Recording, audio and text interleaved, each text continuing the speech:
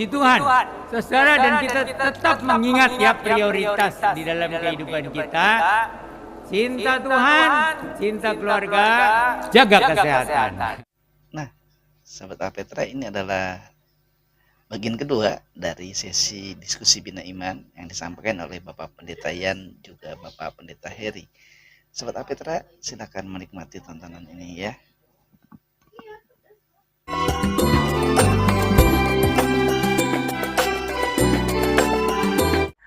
Bahkan pengajaran katekisasi juga itu yang menjelaskan 12 pengakuan iman rasuli gitu. Jadi gereja-gereja Protestan itu meneruskan warisan yang disebut 12 pengakuan iman rasuli. Ya, meskipun itu sejarahnya ya tidak sebulat itu. Nah, tetapi itu bagus untuk gereja sekarang itu, jadi jangan coba kita mencoba ya menyusun sebagai tandingan. Kalau mau membuat pengakuan iman untuk memperjelaslah 12 pengakuan iman rasul itu. Jadi bukan untuk mengganti 12 pengakuan iman rasul itu. Ya, karena itu warisan dari rasul-rasul. Ya, bahkan di era modern ini ya, karena mungkin ada yang nggak puas membuat pengakuan iman sendiri. Muncullah pengakuan iman oneness ya, yang katanya Allah itu memang satu, jadi Yesus juga disebut Bapa, Roh Kudus juga disebut Bapa.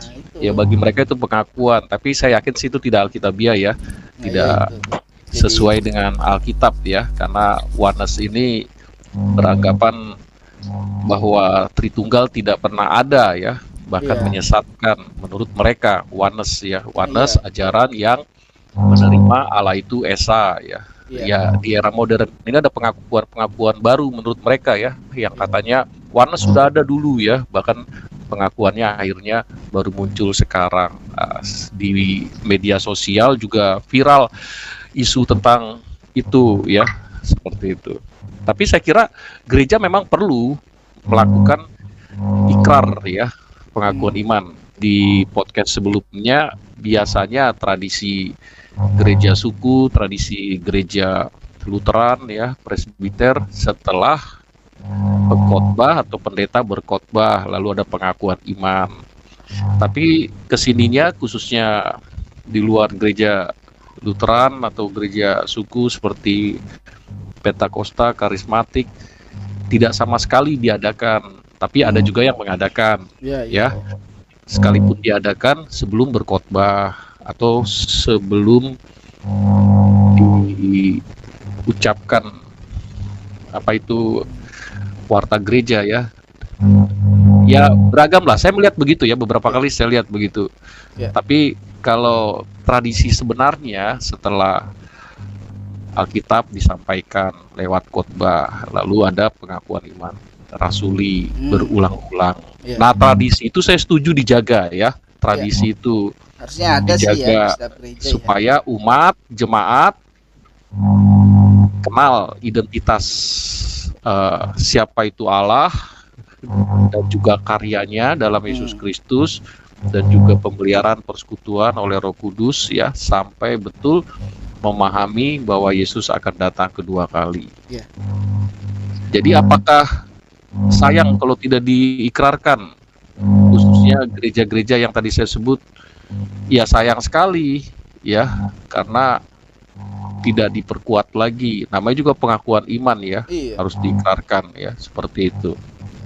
Kalau yang paling tepat katanya pengakuan iman rasuli jangan hanya diikrarkan di gereja, tapi di pasar juga ya. Atau di jalan-jalan, bersifat marturia, kan bersaksi. Namanya juga bersifat marturia ya, kesaksian ya, seperti itu ya. Tapi jangan konyol ya, seperti itu. Saya menghimbau ya, gereja-gereja yang belum mencantumkan pengakuan iman rasuli menjadi salah satu kegiatan di dalam ibadah, semoga melalui siaran ini saya menghimbau gereja-gereja semuanya lah, coba ada acara mengikrarkan 12 pengakuan iman rasuli gitu. 12 pengakuan iman rasuli? Di sini apa ya, dibilang ada ya kadang-kadang ada, cuma seperti Bang Heri bilang tadi, tidak tidak ada gitu. Ngerti kalau statement itu ada gitu. Pengakuan iman rasul itu ada, tapi nggak terlalu diekspos seperti di ya. Pernah Kang Ode dengar di gereja setelah pengkhotbah menyampaikan lalu ada pengakuan iman rasuli diajak bersama atau sebelum atau enggak sama sekali? Enggak sama sekali, cuma ini ya pernah dengar Atau sesekali? Sesekali aja, sesekali, tapi tidak dibacakan kalau dalam khusus yang sepekan. Iya. Emang gereja-gereja yang Lutheran, Presbyterian tuh lebih sering, bahkan wajib. Tapi wajib, Pentakosta, karismatik minim. iya minim. Cuma dikasih tahu aja. Kita cuma ketika ada penjelasan itu suka bilang gini. Yang penting kita ingat sama dengan pengakuan bukan para imam bilangnya. Para pendahulu kita, kita. Nah. Itu kalau upacara di Senen, pahlawan dong. Pendahulunya maksudnya bilangnya apa? Mari mengeningkan cipta para pahlawan dong. Kepada para rasul kita, apa yang kalau Pentakosta kan mereka menekankan waktu turunnya Pentakosta itu kan, apa namanya rasul-rasul itu, pencurahan Roh Kudus itu kan. Nah, mereka kadang suka singgung sedikit sentil, mereka pernah berikrar katanya, seperti itulah gitu.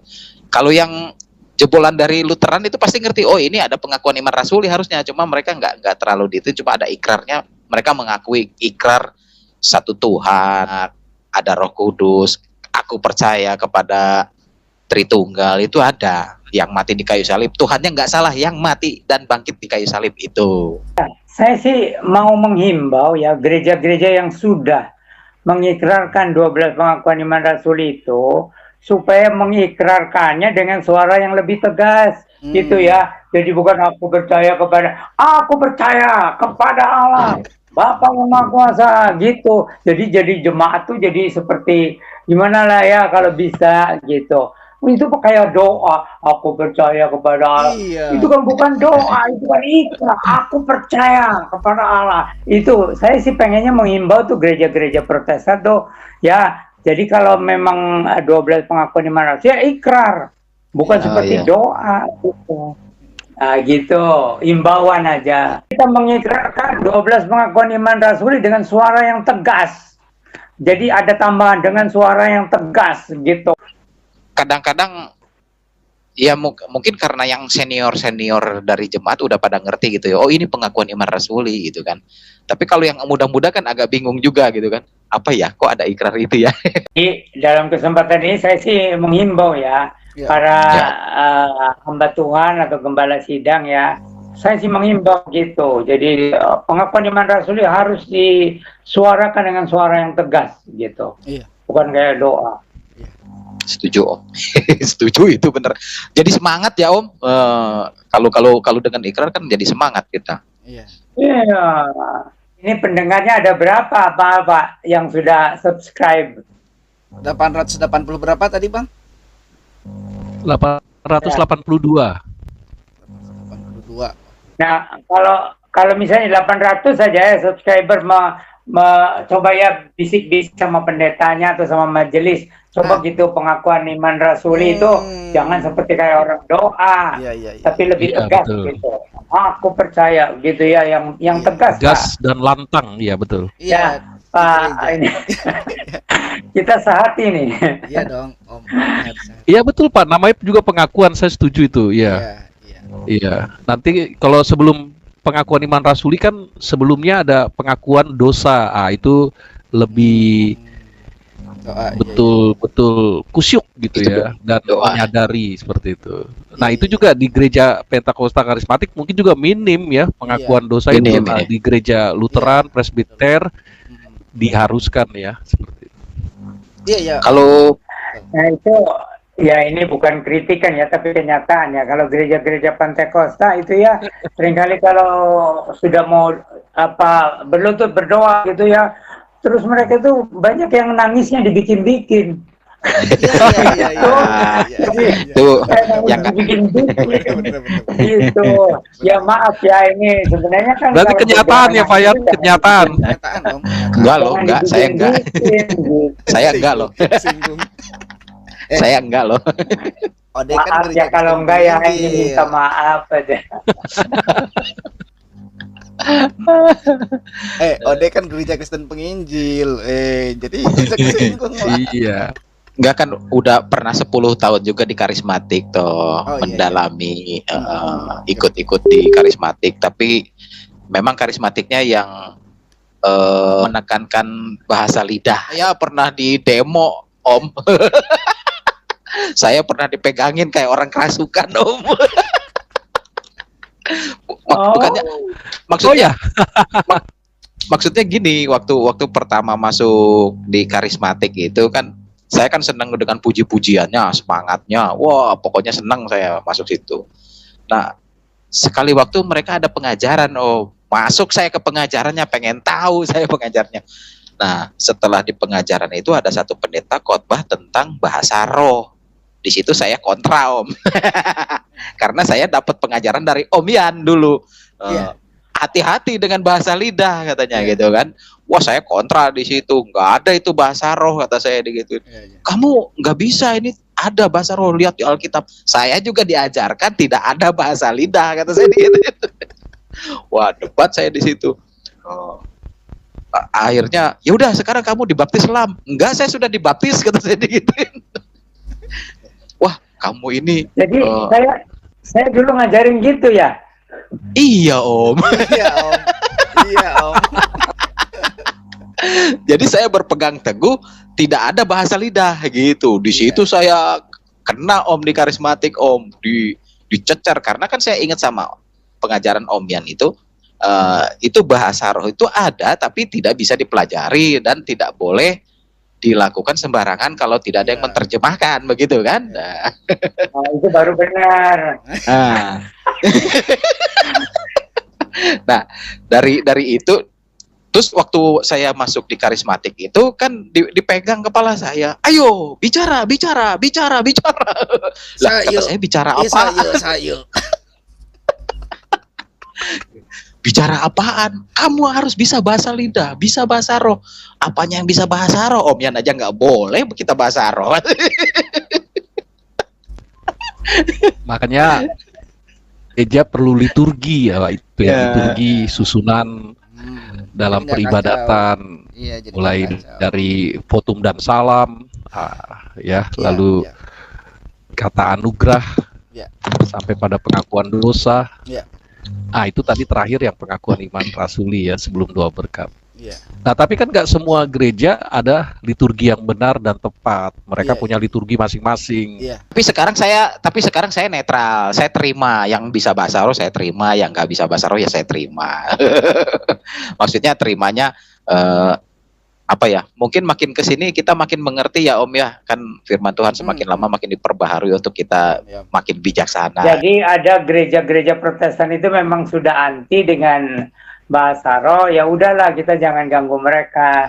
Tetapi kalau gereja-gereja yang mengakui bahwa di dalam ibadah itu supaya ada bahasa roh, tinggal itu tadi diluruskan sesuai dengan ajaran Alkitab gitu.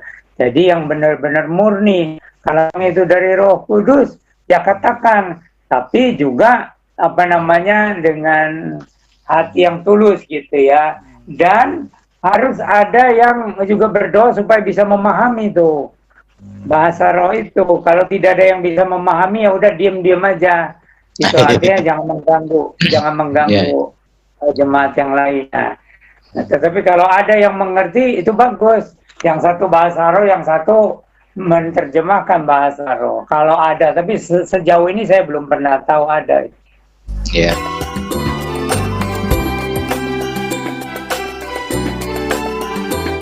Ya, gereja kan punya AD dan ART masing-masing, dan juga pengakuan dalam tradisi gerejanya. Ya itu aja diikutin ya. Kalau Iya. kita kan justru saya berpikir di generasi sekarang emang bisa mendeteksi yang dulu di abad pertama ya. Kalau di Korintus itu kan katanya abad pertama tahun 50 atau tahun 55. Siapa yang bisa tahu kalau suaranya seperti itu? Ya, Dan jadi juga jenisnya seperti itu ya. ya, ya. Emang bisa direkam dan lain sebagainya. Jadi lebih baik ya tidak usah diributkan ya. Ya. Ya. Liturgi tetap harus ada, tersusun dan bisa mendapatkan makna dan hakikatnya dalam beribadah ya. Jadi nggak harus dengan berbahasa lidah ya, dari sudut kalimatnya saja udah keliru ya. Karena nggak pernah dibilang bahasa roh, kata Alkitab sebenarnya bahasa lidah ya. Baru-baru ini terjemahan baru 2 udah kembali lagi ke bahasa lidah ya. Bahasa Terjemahan lidah. baru 2, TB2 ya. Dulu kan TB1 masih menggunakan bahasa roh. Ya.